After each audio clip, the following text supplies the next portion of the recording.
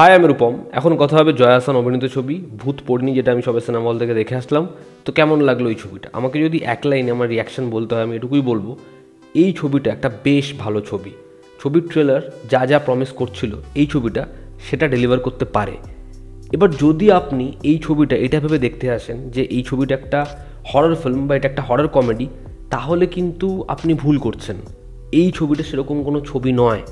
এই ছবিটা একটা রূপকথার গল্প বলছে। এটা একটা ফ্যান্টাসি ফিল্ম। সৌকর্য ঘোষালের ছবিতে তিনি একটা জগৎ তৈরি করেন। তিনি বাচ্চাদের মনের ভাব, তাদের দেখার ভঙ্গি, সেটা থেকে যে গল্পটা বলছে, যে জগৎটা দেখাচ্ছে, সেটাতে আপনি বিশ্বাস করুন না করুন, আপনি সেই জগৎটায় হারিয়ে যাবেন। এটাই থাকে তার প্রচেষ্টা। এবার দেখার এই ছবিটাতে সে কতটা সফল হয়েছে।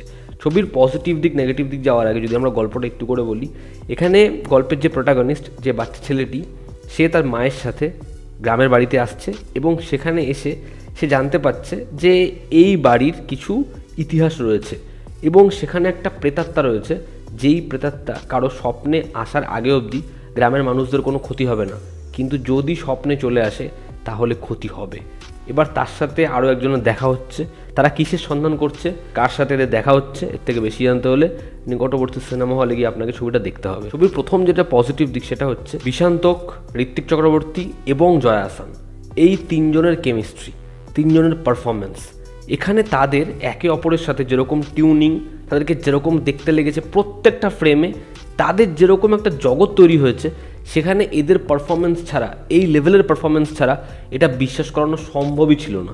এখানে বাচ্চা ছেলেটিকে যেভাবে তারা ট্রেন করেছে, যেরকম তার অ্যাক্টিভিটিস, যেরকম তার চোখের চাউনি, যেরকম তার কথা বলার ধরন, যেরকম তার হাঁটা চলা, সেটা অ্যামেজিং।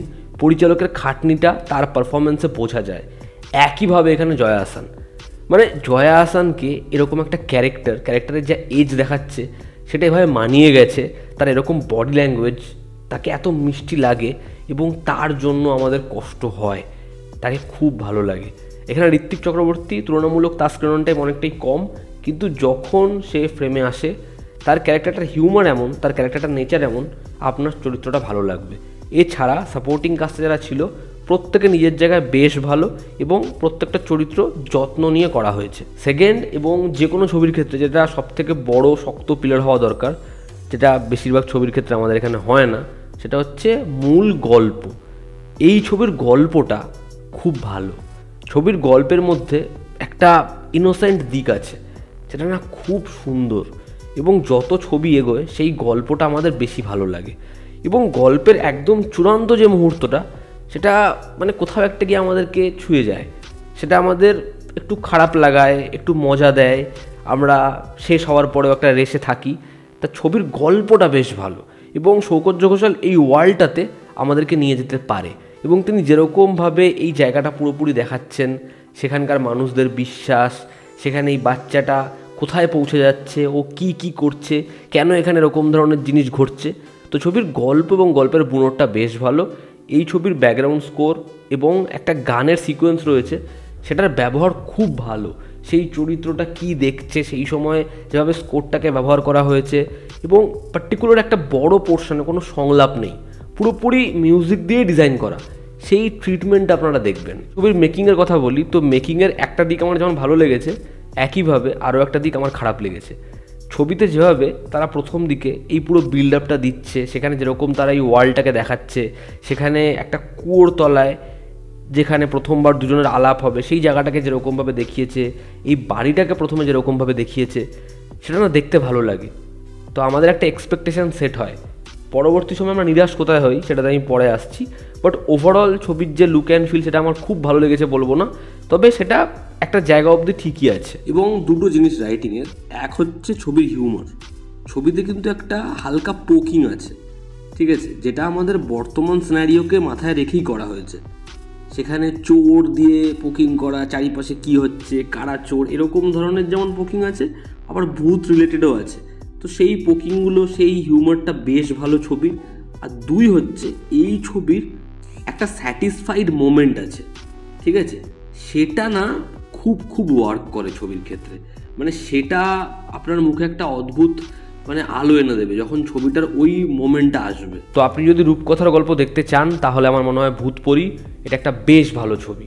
এবার যদি ছবির নেগেটিভ দিক বলি, আমার এই ছবিতে কী খারাপ লেগেছে, প্রথম কথা হচ্ছে এই যে দুটো ক্যারেক্টার, একটা ক্যারেক্টারের পরপর অনেকগুলো জিনিস করা, একটা খোঁজ শুরু হওয়া এবং আলটিমেটলি সেটা কোথায় যাচ্ছে, এই যে পুরো বিষয়টা, সেটার জন্য একটা মোটিভ লাগে। আমাদের একটা পয়েন্টে মনে হয় যে ও এটা করছে কেন, মোটিভ কী। এবার এই যে আমি বললাম গল্পে একটা ইনোসেন্ট দিক আছে, যেটা খুব ভালো সংলাপে, পারফরমেন্সে, এন্ডের পোর্শনে খুব ভালো করে ওয়ার্ক করে, আমাদের সেটার জন্যই কষ্ট হয়, ফিল হয়। কিন্তু এটা তখনই ওয়ার্ক করবে যখন দুজনের বন্ডিংটা খুব ভালো হবে, যখন এই যে ইমোশনটা সেটা প্রথম থেকে খুব স্ট্রং হবে, ইমোশনটা একদম এন্ডে গিয়ে ওয়ার্ক করে। কিন্তু এই ক্যারেক্টারটা কেন করছে সেটার জন্য দুজনের তো কানেকশানটা স্ট্রং হওয়া দরকার, সেই কানেকশানটা কোথাও একটা গিয়ে স্ট্রং হয় না। দুটো জিনিস এখানে বলি, ধরুন একটা চরিত্রকে এমনভাবে প্রেজেন্ট করা যে অডিয়েন্সের দেখে মনে হচ্ছে এই চরিত্রটা না খুব ভালো, মানে 90% গল্পে সেরকমই দেখানো। এবার যখন 10% গল্প বাকি, তখন যদি সেই চরিত্রটাকে খারাপ দেখাতে চাওয়ার চেষ্টা করা হয়, তাহলে আগে থেকে এমন কিছু দেখানো উচিত যাতে অডিয়েন্সের একটা সংশয় তৈরি হয়। এবার যদি সংশয় তৈরিই না হয়, তাহলে কখনো ক্লাইম্যাক্সটা সেরকমভাবে টার্ন নেবে না বা ওপর দিকে উঠবে না, যেটা আমার মনে হয় এরকম একটা দিক এই ছবির ক্ষেত্রে হয়। ছবির ভিএফএক্স এবং ছবির কিছু পোর্শনে মেকিং, যেরকম ধরনের তারা সেট ডিজাইন করেছে, একদম ফাইনাল সিকোয়েন্সে ওই দেওয়ালটাকে যেরকমভাবে ডিজাইন করেছে, চারদিকে আঁকিবুকি রয়েছে, সেটা যখন পার করছে তারপর আবার ভালো রয়েছে। তো এই যে একটা দিকে খুব ভালো লাগছে দেখতে, আবার সাডেনলি সেটা পড়ছে, তো এটার কোয়ালিটিটা না খুব হাই হওয়া দরকার ছিল। আমি বুঝতে পারছি যে এই ছবিটার যা ভিশন সেটাকে যদি অ্যাচিভ করা যেত, তাহলে হয়তো এই ছবির বাজেটটা অনেক বেশি প্রয়োজন ছিল। কিন্তু ছবির কিছু কিছু জায়গায় ভিএফএক্স, ওই যে বাচ্চাগুলো কুয়োর মধ্যে বসে আছে, ওই যে জায়গাগুলো, সেখানে ভিএফএক্সের কাজ সত্যিই খুব দুর্বল। ওভারঅল ভূতপরি আমার বেশ ভালো লেগেছে। বহুদিন পর আমাদের এখানে একটা ফ্যান্টাসি জনরায় কাজ হয়েছে, এরকমভাবে একটা গল্প বলতে চাওয়া হয়েছে, এবং ছবিটার এন্ডিংটা এমন করা হয়নি সব কিছু চোখে আঙুল দিয়ে আপনাকে দেখিয়ে দেওয়া হলো। সেটা কিন্তু একটা কমপ্লেক্স এন্ডিং, কিন্তু সেটার মধ্যে একটা স্যাটিসফ্যাকশান রয়েছে, যেটা খুব যত্ন নিয়ে করা হয়েছে। সেটা যখন আপনি দেখবেন আপনার মুখে একটা হাসি ফুটবে। তো এই ছিল আমার রিয়াকশান এই ছবিটা নিয়ে। আপনারা যারা ছবিটা দেখেছেন আপনাদের কেমন লেগেছে জানাবেন, জনতা আমাদের পাশে আছে। Love you all, step by, take care, আবার দেখা হচ্ছে।